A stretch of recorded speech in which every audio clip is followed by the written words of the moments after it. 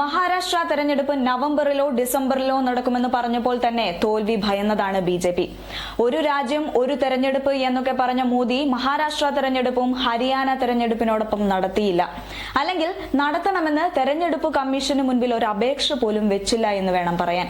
കാരണം എന്താണെന്ന് ചോദിച്ചാൽ ഓപ്പറേഷൻ താമര വഴി പിടിച്ചടക്കി അധികാര കസേര വാങ്ങിക്കൂട്ടിയ മഹാരാഷ്ട്രയിൽ ബിജെപിയുടെ സ്ഥിതി അത്ര നന്നല്ല എന്ന് ഇപ്പറയുന്ന ബിജെപിക്കും മോദിക്കും നല്ലതുപോലെ അറിയാമെന്നുള്ളത് തന്നെയാണ്. അവിടേക്കാണ് നവംബറിലോ ഡിസംബറിലോ തെരഞ്ഞെടുപ്പ് നടക്കുമെന്നുള്ള അഭ്യൂഹങ്ങൾ പരക്കുന്നത്. ഇവിടെ മുഖ്യമന്ത്രി സ്ഥാനത്തിന് വരെ കടിയും പിടിയും വലിയുമൊക്കെ നടന്നുകൊണ്ടിരിക്കുന്ന ഒരു സമയം കൂടിയാണിത്. ഈ സമയത്ത് തോൽവി തന്നെയാണ് മുന്നിലുള്ളത് എന്ന് വളരെ കൃത്യമായി അറിയാവുന്ന ബിജെപി ഒരു തീരുമാനമെടുത്തു. വോട്ടർ പട്ടികയിൽ മുസ്ലിങ്ങളുടെ പേരുകൾ വേണ്ട എന്ന്. കാരണം ന്യൂനപക്ഷം ഒരിക്കലും മോദിക്ക് വോട്ട് ചെയ്യാൻ പോകുന്നില്ല. കാരണം അത്രമേൽ മോശം സ്ഥിതിയിലൂടെയാണ് കഴിഞ്ഞ 10 വർഷവും മോദി ന്യൂനപക്ഷത്തെ കൊണ്ടുപോയത്.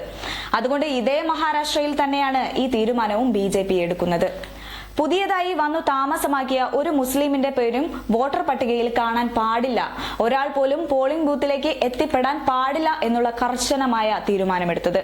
അതായത് പഞ്ചായത്തിൽ താമസിക്കാൻ പുതുതായി എത്തുന്ന മുസ്ലിങ്ങളെ വോട്ടർ പട്ടികയിൽ ഉൾപ്പെടുത്തരുതെന്ന് പ്രമേയം പാസാക്കി മഹാരാഷ്ട്ര കോലാപൂരിലെ ഷിംഗ്നാപൂർ ഗ്രാമപഞ്ചായത്ത്. സെപ്റ്റംബർ 5-നാണ് ഇത്തരമൊരു വിവാദ പ്രമേയം പഞ്ചായത്ത് പാസാക്കിയത്. പഞ്ചായത്ത് പരിധിയിൽ പുതുതായി താമസമാക്കിയ മുസ്ലിങ്ങളെ വോട്ടർ പട്ടികയിൽ ഉൾപ്പെടുത്തിയിട്ടുണ്ടെങ്കിൽ അവരെ നീക്കം ചെയ്യണമെന്നും പ്രമേയം നിർദ്ദേശിക്കുന്നു. ആധാർ കാർഡ് ഉൾപ്പെടെയുള്ള രേഖകൾ കൈവശമുള്ള ബംഗ്ലാദേശിൽ നിന്നുള്ള 2 മുസ്ലിം വനിതകൾ ഗ്രാമപഞ്ചായത്തിൽ എത്തിയിരുന്നുവെന്നാണ് സർപഞ്ച് പറയുന്നത്.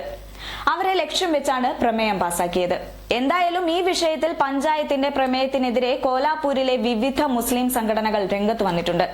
മുസ്ലിങ്ങളെ സാമൂഹ്യമായി ബഹിഷ്കരിക്കാനാണ് പ്രമേയത്തിലൂടെ ലക്ഷ്യമിടുന്നതെന്നും ഭരണഘടനാ വിരുദ്ധമാണ് നടപടിയെന്നും കോലാപൂരിലെ മുസ്ലിം എഡ്യൂക്കേഷൻ സൊസൈറ്റി അഭിപ്രായപ്പെടുന്നു. കൂടാതെ പ്രമേയത്തിനെതിരെ സംഘടന ജില്ലാ മജിസ്ട്രേറ്റ് കോടതിയെയും സമീപിച്ചിട്ടുണ്ട്. ഇതോടെ ഖേദം പറഞ്ഞ് തടി ഉരുകയാണ് പഞ്ചായത്ത്. ഇതാദ്യമായല്ല ഷിംഗ്നാപൂർ പഞ്ചായത്ത് വിവാദങ്ങളിൽ പെടുന്നത്. കഴിഞ്ഞ വർഷം ഓഗസ്റ്റിൽ മതപരമായ ചടങ്ങുകൾക്ക് പഞ്ചായത്തിന്റെ സ്ഥലം വിട്ടുകൊടുക്കരുതെന്നും ഉത്തരവിറക്കിയിരുന്നു. വഖഫ് ബോർഡിനോ മതകാര്യങ്ങൾക്കോ രാഷ്ട്രീയ കൂടിച്ചേരലുകൾക്കോ പൊതുസ്ഥലങ്ങൾ ഉപയോഗിക്കാൻ അനുവദിക്കരുതെന്നായിരുന്നു പഞ്ചായത്തിന്റെ നിലപാട്.